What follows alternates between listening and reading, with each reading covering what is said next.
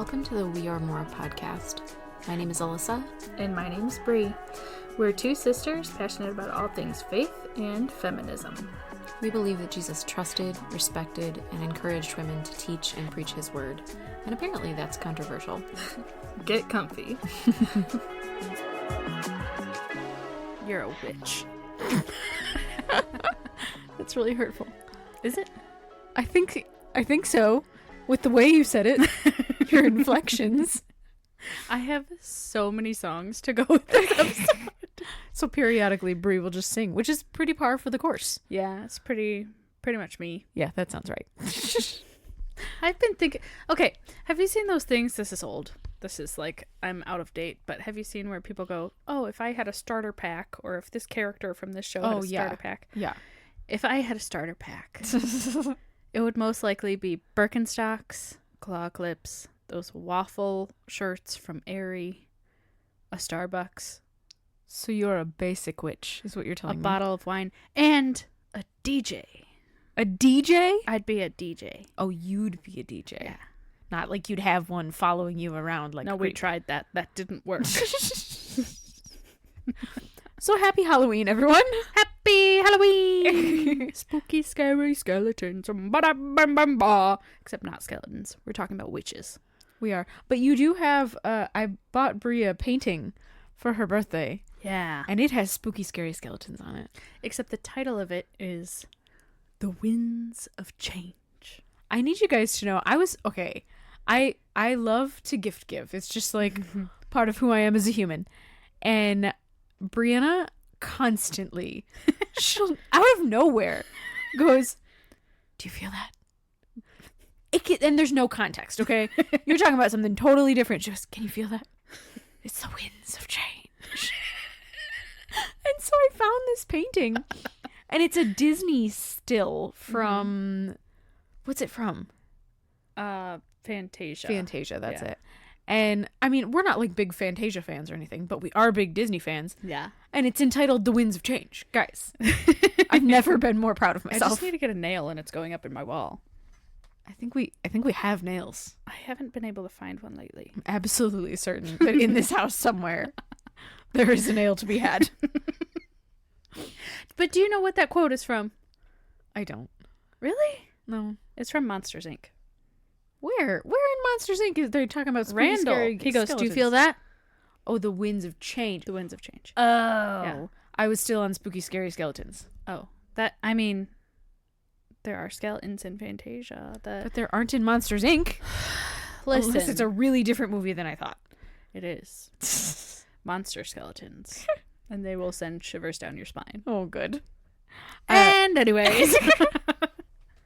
So I'm super proud of the fact, and I recognize that this was none of our doing, but I'm so proud that this is coming out on Halloween. This was God's timing. It just makes me feel very accomplished. I feel so professional. On Halloween, we're talking Halloween. about witches. I'm very excited. So guys, I have done an inordinate amount of research. Guess what? Brie has done none. I have done none. But Brie researched the last episode, so yeah, that's good enough. It's fine. We're good. And also I have been contributing nothing due to the plague. That's okay. She had the plague. Very appropriate for witches. I feel like had is not the term. Has. Still going on. Do people get over pneumonia? It's a real question. Continuous plague. I think it might go on till I die, which might be tomorrow. This may take all my life. But at least if I die tomorrow, I have enough money to really live it up for the next day. Live like it's your last day on Earth. And your last day on Earth is today. If today is my last day on Earth, I'm ditching all you people. I'm going to Disney. See you, bye. Very Super Bowl of you. Speaking of the Super Bowl, for the day after Black Friday, we have very cool shirts. We'll get on topic at some point. I like how we're like, speaking of Super Bowl, I have no idea when the Super Bowl is. It's not February. The day. It's not Black Friday. No, but it's football. But there was a train of thought there. Okay, we like to cause waves because it's who we are as people.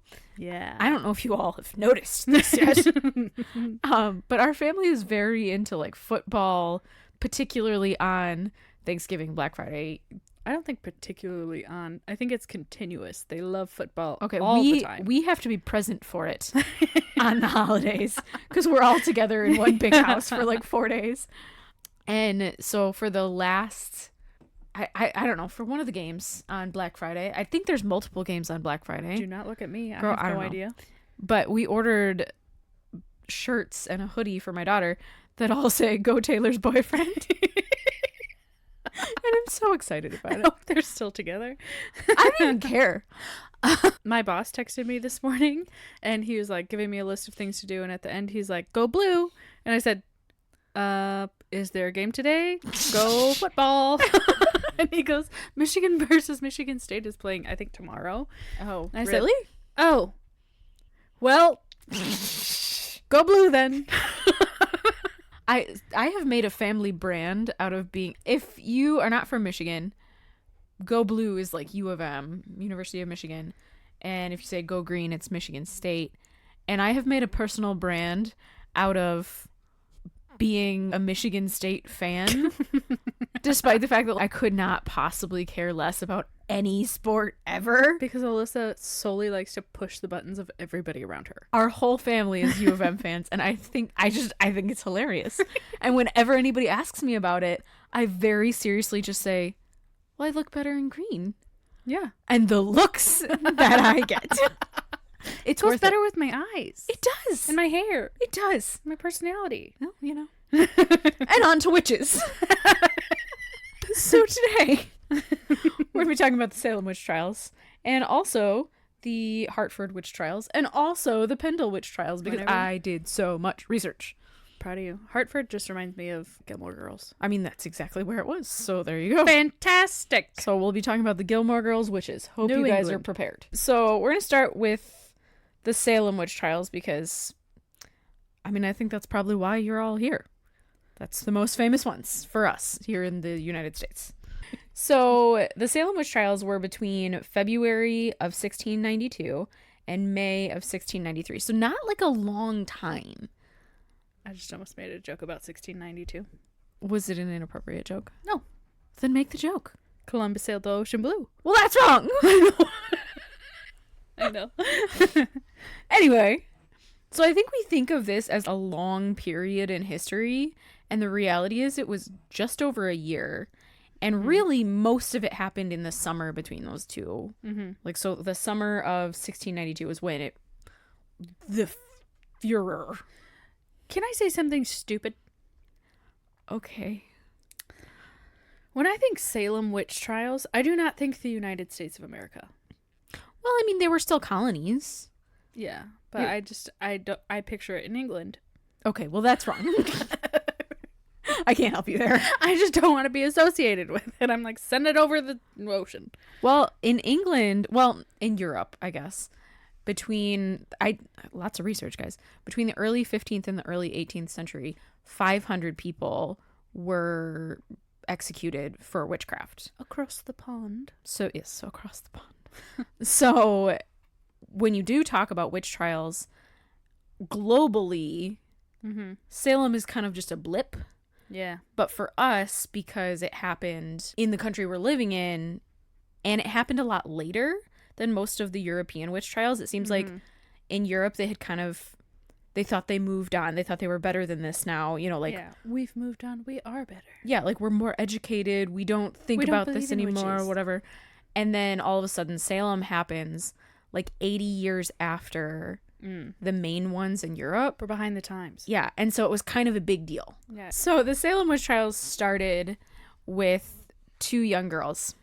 One was 9, one was 11. Oh, they were babies. They were very young. I mean, Oh. that's my daughter's age. So you're talking about young. I'm sorry. This big of drama started with preteens? Yeah.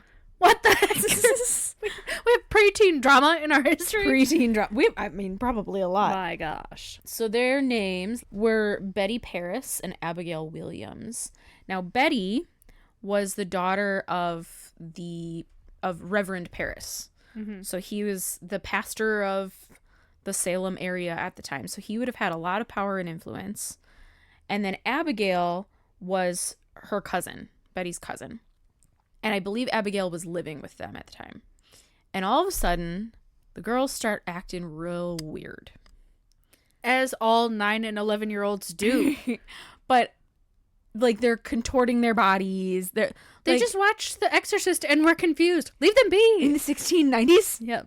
I don't think so. They were just trying to be cheerleaders out in their backyard. So they're starting to do weird things. They're saying weird things. Strange, right? Now, there's no videos of this. I can't sit here and tell you this is exactly what they did. They were starting their periods and they had hormones. I mean, maybe. Okay, they were 9 and 11. That's what was happening. I can tell you right now. But because they were in the Reverend's house. Yeah. Obviously, there was precedent for witch trials. This was not a new concept, but It was kind of an old concept. yeah. But when witch trials come to town, who becomes the most important figure? True. The Reverend, right? The Exorcist. I don't think he was exorcising anybody. I haven't seen The Exorcist all the way through, so all my references probably don't make sense. All right. Well, you people out there that are going to watch it tonight because it's Halloween, don't listen to Brie. Okay. So these two girls, they accused 3 women of being witches and of, I think the wording was like afflicting them. So essentially coming to them in their dreams and scratching them or attacking them, things like that. Them. Yeah, basically. Yeah. So they accused 3 women, and those 3 women... Shadrach, Meshach, and Abednego. Okay. So the 3 women were Tituba. Whoa. Watch Sorry. your mouth. So she was actually the slave of Reverend Paris. Gotcha. So she's in their household. She's an easy target, right? Mm-hmm. Absolutely. She's marginalized. She's not important in society. No one will miss her when she's gone. Right. So they accuse her as one of them. And the other 2 were Sarah Good and Sarah Osborne. Oh, I've heard of them. So these were all women kind of on the outskirts of society. How can you accuse someone whose last name is Good? Like the Good Witch. They did. She was the Good Witch of the North. I don't think so. Like Glinda. So one of them was younger, pregnant. She had to beg for money because... What was she, 12? Maybe. Not that young. But she was begging for money. So again, outskirts of society, not an important person, not someone that the girls would have been concerned about in any way. And then the other woman was an older woman who, from some accounts that I read, had recently stopped going to church. Oh, convenient. Yeah.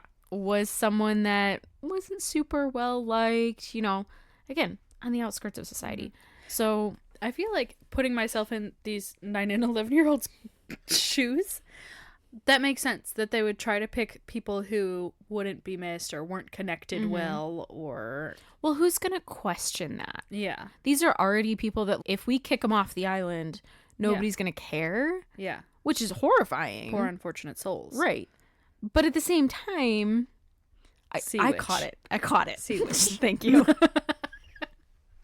But at the same time, if they had started off accusing really important people, they probably would have been dismissed. Yeah. Even though they did have some level of status, they were related to the Reverend. As 2 children. Right. But they had more status than, say, these women. Yeah. Yeah. So what happened is Tituba, who's the slave, she confesses. She says she is associated with the devil. She was coming to them in their dreams, whatever. Now, she confesses because allegedly she was beat very badly by Reverend Paris. She was forced into it. Right. Right. However, the deal was also, throughout all of the Salem witch trials, the deal was if you confess and you blame a bunch of other people, you won't be killed. Which makes 0 sense. None of this makes any sense. Oh, our history sucks.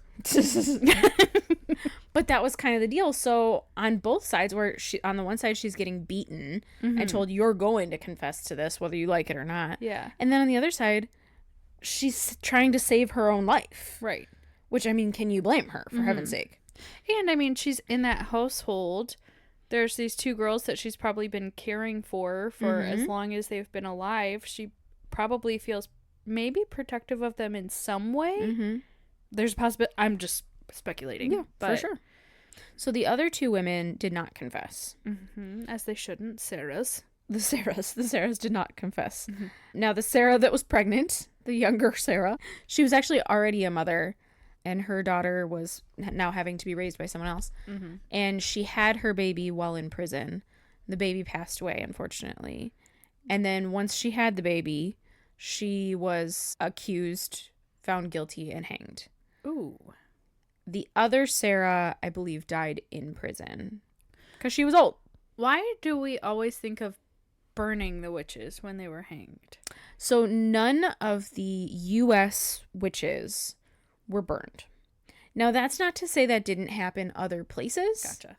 But when you see, like Brie was telling me about, the reason we were doing this episode is because Brie saw some shirts that said they didn't burn witches, they burned women. Mm-hmm. And there's definitely precedent for burning. But in the United States, particularly in Salem, there were 20 people that were accused of witchcraft, and there were almost 200 that were accused. Mm-hmm. But there were 20 that were accused and convicted and executed, and they were all hanged. Okay. And then there was one additional man that was crushed. We'll get there. Like a tomato. I mean, it was quite graphic. I read some graphic stuff. It's not great. So that was the start of things. And that was in March of 1692 that they were accused, that they were then, started on this whole path, right? Yeah. And that started a crazy amount of crap.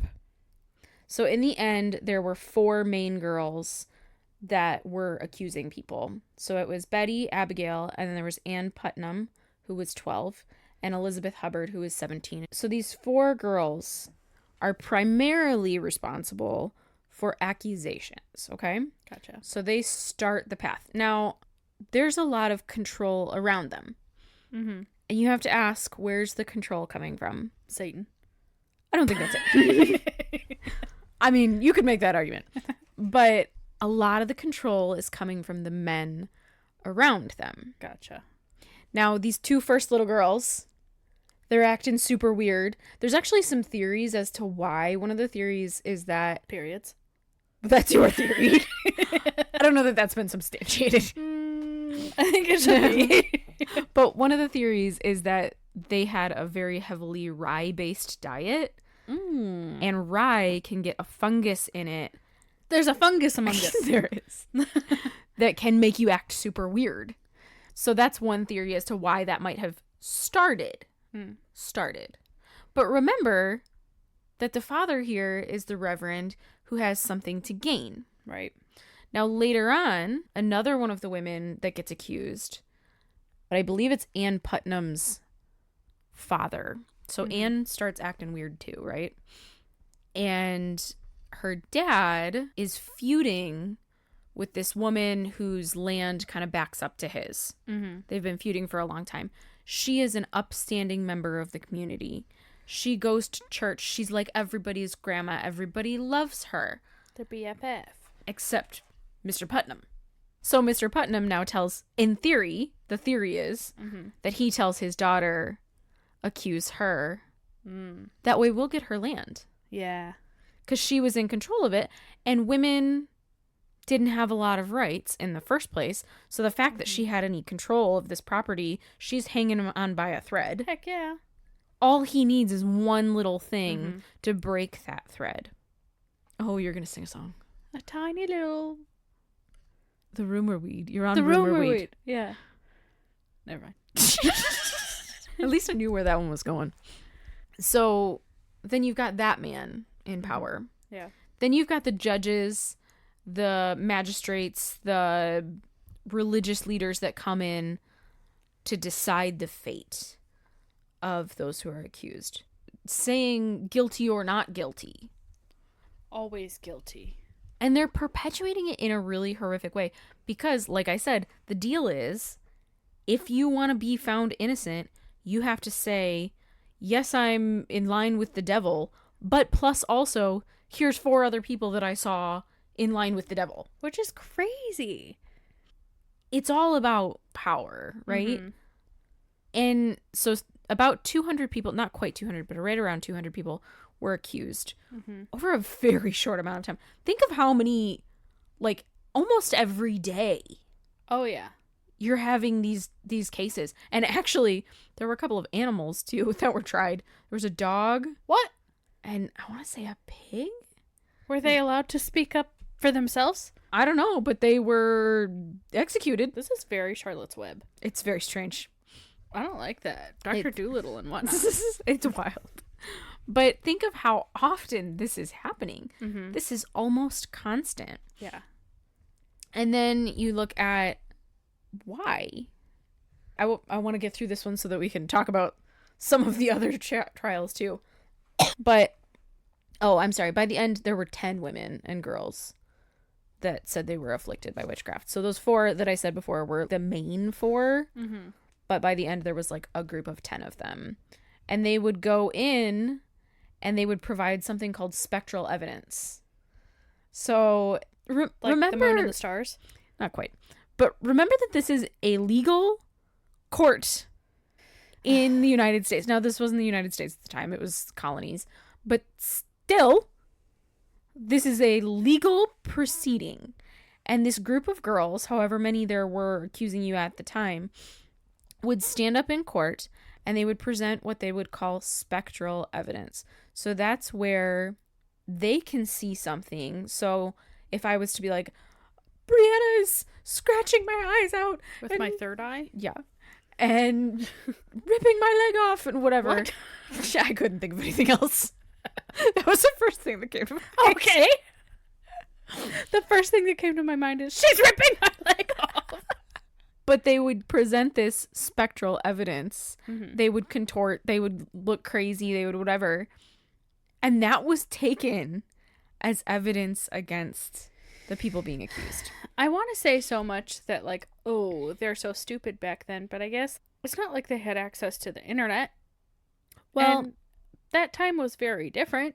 it was definitely very different, but a huge part of what's happening here is, like we said, power dynamics, selfishness, a lack of consideration for other people, a lack of ability to consider other people. Some of these girls that are accusing people, one of them was a servant who started having the convulsions and whatever, which again could have been caused by rye. It could have been caused by something actually going on in the environment. Yeah. And her master, I don't really know what her boss, she was a servant, not a slave, so that's kind of a complicated terminology. But he beat her really badly because he didn't believe in the witch trials, and he said, not in my house. Gotcha. So then, long story short, that's John Proctor and his wife were both accused. And John. he was one of the men that was hanged because she did turn around. At first, she apologized. She said, oh, so sorry, didn't mean it, whatever, because he had hurt her and she was scared of him. But then the girls turned on her, the group of girls, and said, no, now we're going to accuse you of being a witch because you're saying we're all lying. Gotcha. So now she's got to turn back around. So she accuses him and his wife again, and he is hanged. The wife is not because she was pregnant and ends up getting pardoned in the end. But it's all about power dynamics and where does the power lie? And you've got these 10 girls that had no power in their lives. And I don't want to excuse what they did in any way. If you have zero power and then you go from having zero to like all of this power and you don't know how to handle yourself, and if you give up even a little bit of that power, then they're going to turn on you. Right. Now it's a game of survival too. Right. So I think it's because the whole time I'm researching, I'm asking myself, why are women accusing women? Why are these marginalized people accusing more marginalized people? And I think it boils down to if they had accused prominent members of the community, if they had accused men, if they had accused the pastor, like people that were important. And unfortunately, that was not the case for most women. Most women wouldn't have been considered important. Yeah. So they accused the less important to get their own leg up. Mm-hmm. Because that's what worked for them. And in the end, what stopped all of this, and this is a little bit wild to me. So what stopped it in the end, again, 200 people have been accused. We've been going through trials for a year, is that the girls accused the governor of Massachusetts' wife of being a witch. Mm. And so now he's like, okay, we're not going to take spectral evidence anymore, and we're done. We're out. I wonder if they knew That would be the end. Stop it. Yeah. Maybe. Years later, quite a few of them formally publicly apologized for the whole situation, as did quite a few of the magistrates. There was one guy, kind of like the head judge. He, to his death, never apologized and essentially said, I was doing God's work. He doubled down. Just like the KFC sandwich. Oh, the double chicken garbage? Ugh. Yeah, nasty. One of the videos that I saw, and I watched a lot of videos, I read a lot of articles, but one of the videos that I saw, I think the most impactful thing that they said was, these are some of the truest Christian martyrs. Ooh, explain. These would have been the people, the 20 people that died. 21, actually, because one was crushed. just it's real gross. His tongue came out. Ew, stop it. Sorry. It's Halloween. Oh, for Halloween. We love to talk about... We're talking about death. I don't know what to tell you. The hanging was not a great time either. No. But they said that these 21 particular people were the ones that refused to say, yes, I did it. Mm-hmm. Now, it's really hard to blame the other 180 people-ish, because that's scary and you're saving your own butt. Yeah.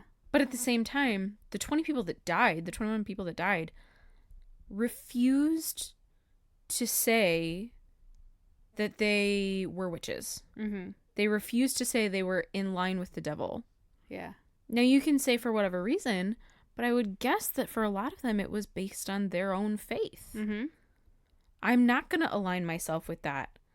I'm not ever going to say that I did that. At the very least, they don't want to lie. Right. And so these people, now, were all of them great? No. John Proctor, not a good man. Mm-hmm. But they were martyrs for their beliefs. Yeah. At the end of the day, which, because it's a Puritan culture, were mostly Christian beliefs. Mm-hmm. And I just thought that was so impactful. I've never heard it talked about like that. No. That these people were Christian martyrs. And what a way to turn that story on its head. Yeah. Think about that. Like, put yourself in that situation. What would you do? Mm-hmm.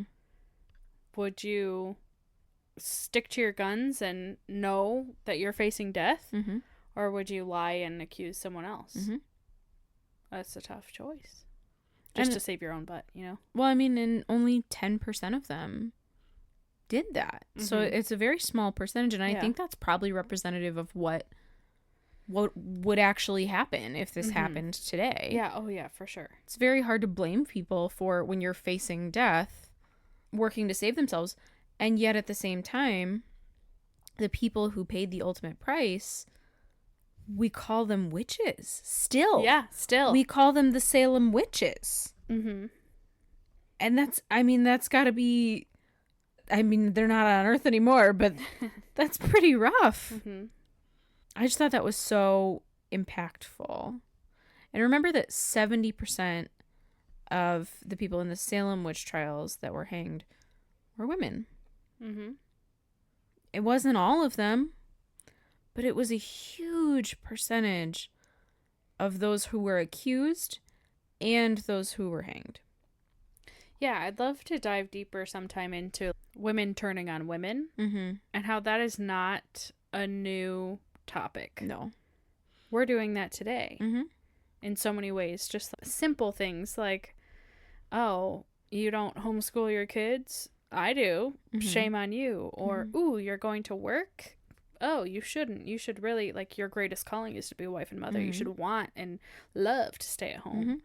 Or you're celebrating Halloween. Oh, yeah. That's a huge one. I remember we didn't really come from a family that didn't celebrate Halloween, but we also went to very conservative churches where there was definitely that group of people that was like, you're celebrating the devil. Which I think is kind of funny because they don't want to celebrate Halloween, but they will celebrate harvest. And you can decorate and go get candy. Right. And then, I mean, Christmas is a pagan holiday. Right. We stuck a Christian sticker on it, but that doesn't make it a Christian holiday. And I think it's all about what you choose to do with that day. Trick-or-treating is not inherently demonic. Right. We're just getting candy, guys. I like candy. I don't know what to tell you. I love Kit Kats. You know what my favorite is? Those Reese's Fast Breaks. They've got like nougat and peanut butter and chocolate. It's a great time. I like a Take 5. I know you do. Those are hard to find. Both of these are hard to find. It's like all of the things. It's so sinful. So there's a couple of theories of why this got so big in Salem. Because we'll go into another one that happened in the United States as well. But it's interesting because there's a broader picture here. So part of it is that the Puritan leadership was starting to feel out of control. Ooh. They were having some wars with the Native Americans, and they believed that the Native Americans were in line with the devil. I realize that is insane. What? Horrific. Ridiculous. But that is what they believed at the time. And so in these wars, now they're feeling out of control. They're feeling like Satan is coming in because we're at war and we're losing. And so because they were, again, losing control, now how do we regain the control of at least the people in town? Because originally the Puritans had come over to avoid religious persecution. But now they were over here, and a lot of people were not going to church. A lot of people were starting to think differently. A lot of people were questioning the reverends, things like that. So how do we regain control? Well, a really publicized, widespread witch hunt might do it. Yeah. Gee. So that's one theory as to why it kind of got so big and why the leaders allowed it to get so big. Because there were other times where these things got shut down. Yeah. Where it would start and they were like, no, this is stupid. We're not doing going this. Back. Yeah. Yeah. But here was a perfect reason. And one of the resources that I read, it said 1690s New England is much less Puritan than 1630s. Oh, okay. So you think about modern day churches, when a pastor starts to lose control, what's the first thing that he does? Puts more restrictions on the people to try to force them into control. Yeah. Right? Puts more restrictions on the women. Not biblically based. No. But just human based. How do we control this big group of people? A big group of people is hard to control. So tell the women that they can only wear skirts. Have an element of fear. Right. Absolutely. Like you think of a trauma bonding now. You can create really strong bonds if you have a common enemy or a common fear. Right. So that's exactly what they were doing here. Now, the next one I'm going to talk about, there's so much that goes into this. Like, I feel like I watched like 20 hours worth of videos and we're compressing it into not that long of a podcast. I've just been watching Agatha all along, so I feel like that's my research. Oh, good. Yeah, that's good. That'll do it. They did have the horrifying Salem witches in that. That gives me nightmares. Very scary. It's very scary. If you're not into scary, don't watch it. If you're into scary, it's pretty good.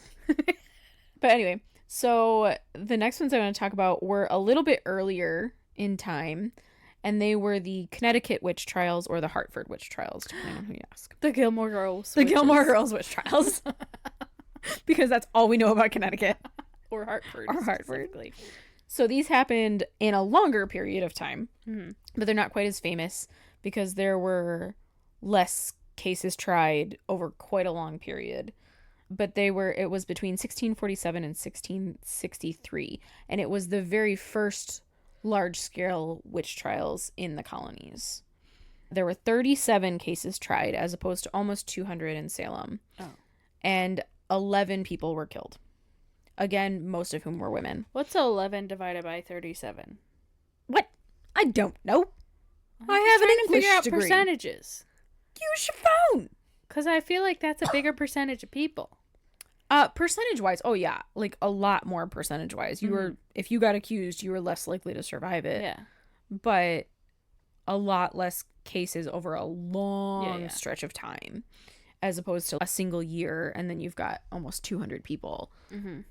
So the first person, but she was a woman, to be accused, her name was, and I don't know how to say this, but Alse, A-L-S-E, Young.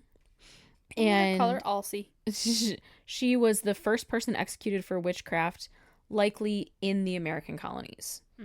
So ever since we came over, she's our first witch. She's the first witch. But again, that's really hurtful, probably.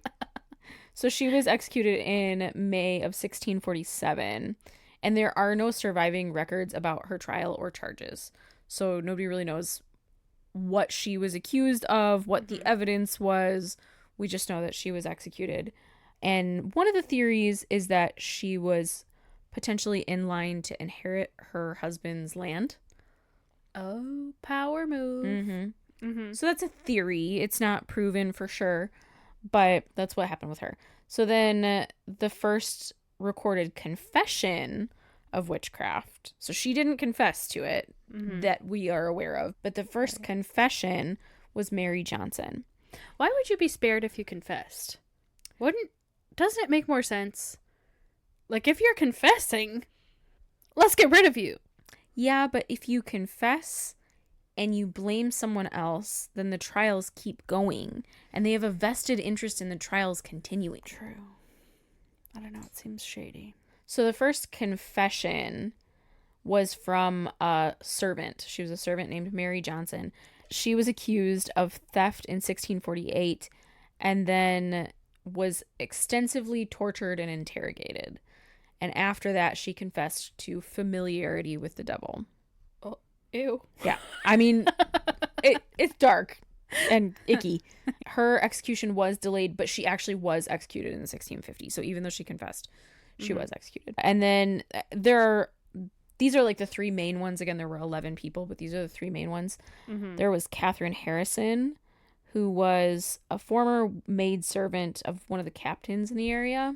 She was born in England and came to America, which, poor her, because they were done in England. They were done killing the witches. She's like, I thought I escaped. Dang it. But she became a wealthy citizen eventually. Oh. Because her husband passed away and she inherited his estate. She then had a bunch of legal issues, and despite the fact, so people were burning her crops and killing her livestock. Rude. Because she's a woman who owns property. Yeah. And they don't like that. And they're trying to drive her out. And even though people saw it, there were eyewitness accounts of it, she was never given any restitution. No one was ever charged. Well, think about the bystander effect now. Just because you see something wrong that's happening doesn't mean people in general are going to do something. Right. So her whole situation was a disaster, okay? Yeah, poor thing. She goes through all of that. Then she's accused sometime between 1668 and 1669. And she's accused of breaking the Sabbath, which, wow, if we're getting accused of that, we are all done. All of us are out. You did any amount of... Did you, like, turn your head to breathe on the Sabbath? You're done. I mean, if I don't actually work on a Sunday, it's a miracle. Well, think about every time someone has a Sunday off and they're like, oh, finally I can mow the lawn. You're screwed. Right, you're still doing something. Yeah. So she was accused of that, of fortune telling, and also of black magic. And then they also used spectral evidence against her. Her case was real funky. So the first jury... Stink? Yes. The first jury could not decide whether she was guilty or not. The second jury did find her guilty. But then the magistrate decided that she was not guilty because it was like all spectral evidence against her. And he didn't like that. Because some of them... How kind of him. Some of them turned on it eventually. Yeah. Still not great, but... So she was actually released, but she was banished from Connecticut. So, despite the fact She was released, all of her property, So she might as all well of her be dead. livestock. I mean, we don't know what happens to her after this. I believe her family moves to New York, but we don't know what happens to her from here. Right. But whatever did happen, she lost any Everything. autonomy, Yeah. any power, any finances. She lost it. It was gone. She's literally banished from her home. Mm-hmm. Despite the fact that she's found innocent. Yeah. They banished Like, her. why?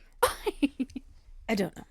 So there's a really interesting, after these things happen, process of eventually, after these people have died, finding them innocent. Okay, so with the Hartford case, Salem has a similar situation, but with the Hartford case in particular, in 2012, descendants of those who were executed petitioned the Connecticut government to pardon the victims. Because technically, it's still on the books that they are guilty of witchcraft. Because these were legal proceedings. Right. So technically, it's still there, right?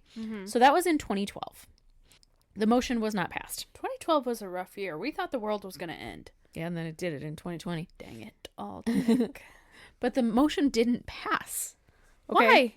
Why? I don't know. I didn't get there. Then in 2007, so we're going back a little bit, Addie Avery, who was a descendant of one of the women that was killed, petitioned the British government, because remember, we were colonies at the time. So the British government to acquit the convicted witches. They did not. I would love to know the reasoning. I couldn't tell you. I think it's just not important enough. You know, it's so long ago that it's like, who cares? Yeah. But clearly someone cares, or no one would bring it up. So then in 2017, the town of Windsor, so just Windsor specifically, not the whole of this case, but just one town that was involved, unanimously passed a resolution to symbolically clear the names of 2 of the victims that were in their town. So they couldn't clear everything, but they symbolically cleared it. In 2023, last year, boys and girls, the Connecticut House of Representatives voted 121 in favor and 30 against to exonerate those who were convicted of witchcraft. Why? In 30 this case. against. 30 They were like, no. against. Witches. Ah! This is last year. That's insanity. Last year. And a similar situation happened in Salem. This was not exclusive. Wild. Okay, so the last one is the Pendle Witches. And the Pendle Witches were in England. They were in Lancashire. Lancashire? I think it's Lancashire. Lancaster? No, that's not. Lancashire, England. And this was in 1612. So this was significantly earlier. I don't know if you guys know this, but we're not British. Even though sometimes we talk in an accent. Sometimes you talk in an accent. What? So we're going to speed through. Only 12 people were accused in this particular case, but the reason that it's significant is because it was one of the bigger cases.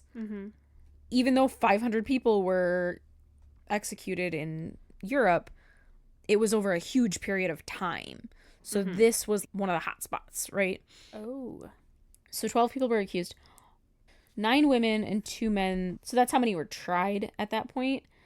And then 10 were found guilty and hanged, and 1 was found not guilty. Most of them, so 6 of these people, were from 2 feuding families. Just like the Hatfords and the Hatfords? Hatfields. Hatfields and the McCoys. Good job.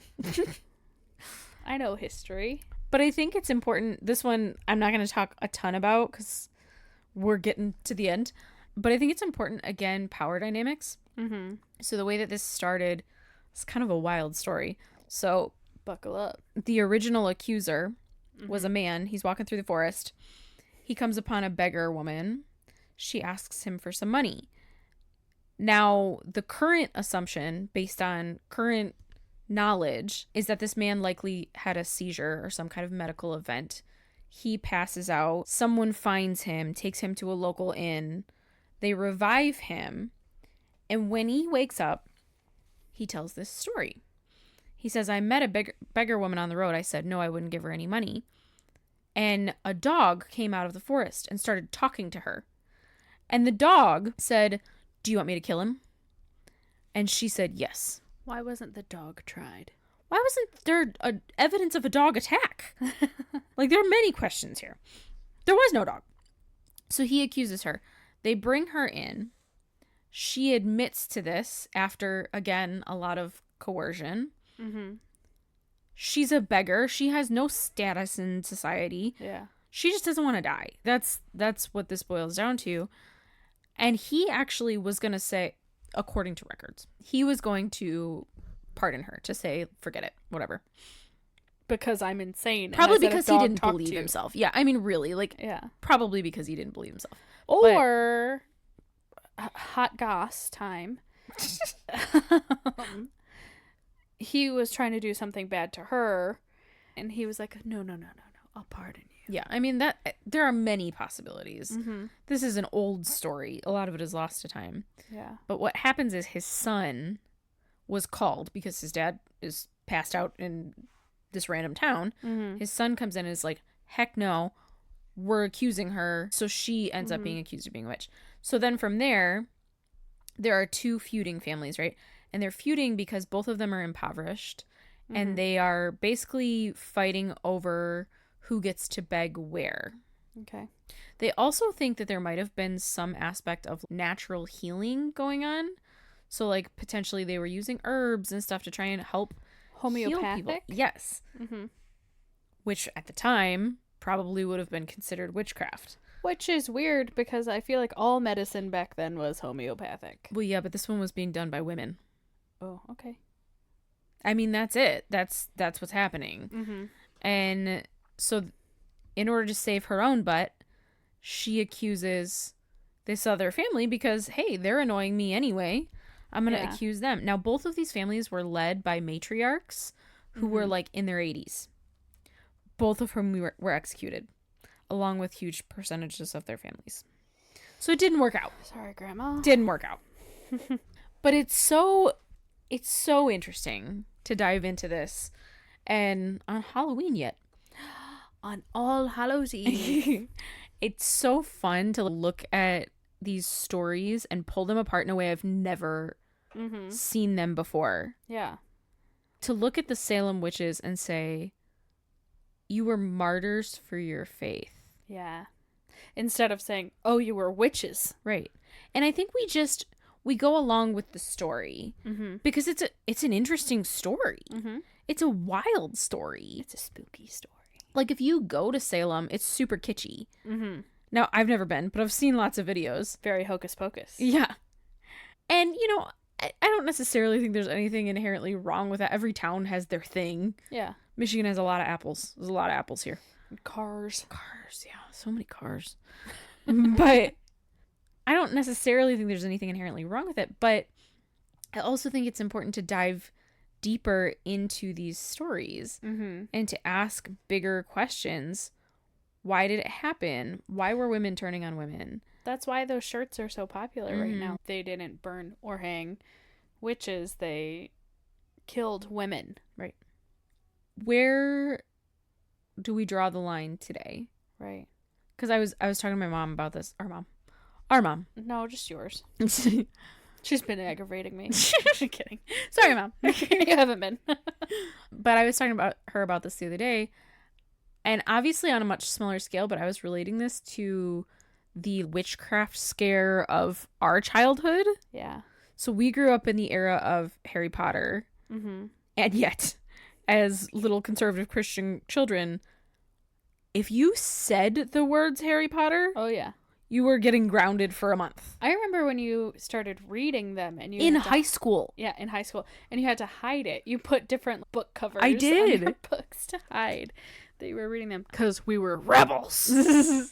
But I mean, I'm not talking about little kid at that point. No. I was in high school. Yeah, I think my sophomore, junior year of high school, and I started reading them because my friends were all really into them. And still, even by that time, so that was like after they'd been out for quite a while, it was still, my mom was our mom, just yours, Terrence, was very upset that I was reading them initially. And our parents have read them, watched the movies, very much turned around on that and are totally fine with it. In fact, very obsessed, I would say. Yeah, we watch them all lot. the time. But it's so interesting because you look at it's the same concept. Yeah. This fear of this unknown witchcraft stuff. Yeah. And yet we were okay with, and I know not all Christian households were, but in ours, we watched the show Bewitched. Yeah. We watched The Sword and the Stone. We watched... What was that one movie with, I think it was Cary Grant, where they buried people in the basement? Arsenic and Old Lace. I don't think they were witches. I think they were just killers. They were just killers. That is a spooky show. They were just killers. They were just killers. They were not witches. Also, you could talk about things like Snow White and Cinderella. The Wizard of Oz. The Wizard of Oz. The Lion, the Witch, and the Wardrobe. Like, why are those things okay? And what are we really scared of as Christians in this setting? What are we afraid of? Because the reality at the end of the day is the spells in Harry Potter, she just took a bunch of words and translated them into Latin. They weren't relating it back to Satan at all. It was just magic. It was magic. But we are so afraid of getting too close to sin. And maybe that's part of what some of the accusers or the magistrates or whoever in these cases were doing. Not that that makes it any better. Yeah. But maybe that's what they're doing is you're so afraid of stepping a little too close to the sin because then you might fall into the sin. Yeah. That you put this big wall up, not just around you, but around everyone of faith. And now it's not just that sin that's the actual sin. It's, for example, really conservative Christians back in our time, I don't know if it's true now, but they would say don't go to the movies. Because not that necessarily the movie that you're going to see is bad, but you don't want anybody to think that you're going to see what could possibly be a bad movie. Right. And that's real. I know if you're not from the conservative Christian faith, that sounds wild, but that's true.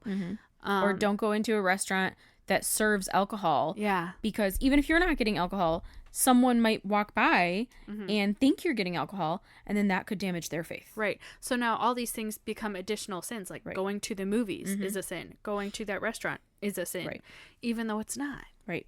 So even though Harry Potter is not talking about the devil in any way. Nope. Like there's no, if you want to argue Agatha all along on Disney, like I hear you. I hear you. I hear you. But because there's like actual demons in it. It's not. Yeah. It's a little spooky, guys. But with Harry Potter, there was nothing about that. There's magic, there's spells, etc. But there's no worshiping the devil. No. And that's what the Bible says to steer clear of. But we had to put a bigger circle around it so that you don't get even close to sin. It's the same thing with drinking. You know, we talk about wine a lot.